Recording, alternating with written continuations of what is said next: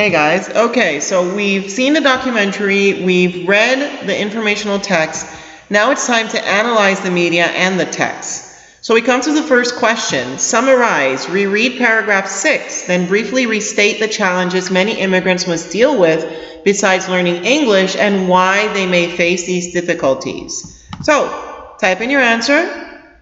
Remember to check your punctuation and your capitalization. We go to question 2, analyzing media. Identify an example from the documentary of each technique in a chart like this one, and note what it emphasizes. Question 3, analyze. Review the subheadings in the text. What purpose do they serve? Question 4, synthesize. Choose one of the two graphic features from the informational text and explain what it contributes to the text. That would be the bar graph or the pie graph, whichever of those two you guys want to focus on.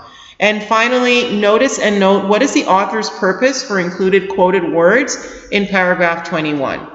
So once you guys are done, remember, hit the check mark. Now we come to the other part of our class today, which is the research activity. You're going to be researching high schools that specifically serve recent immigrants, and you'll be using this chart to record what you learn. You're going to include the high school's name, the facts and statistics, the significant similarities, and the significant differences. Now here's your research tip. To begin your research, review new immigrants share the story and a common bond to identify useful search terms such as school names and locations, as well as the name of organizations, experts, and administrators. Use these as starting points for online research. Then follow links from your results to discover other similar schools and related information. Now, you can clearly do this here if you like, but I would prefer you either do it in your notebooks, a Google slide presentation, a Word document, but whatever you're most comfortable with and easy to work with, I will be very open-minded to that. Now, once you guys are done, it's time to connect. We're going to discuss which similarities and which differences are most significant and why. And then we come to create and discuss. You're going to write a letter. You're going to write a 3 to 4 paragraph letter to one of the high schools you discovered in your research. To make it a little clearer, the letter you're going to write is actually going to be an email. So, in your letter, request information that will help you determine whether the school is one that you would recommend to recent immigrants. Now, here are some things you have to take into account.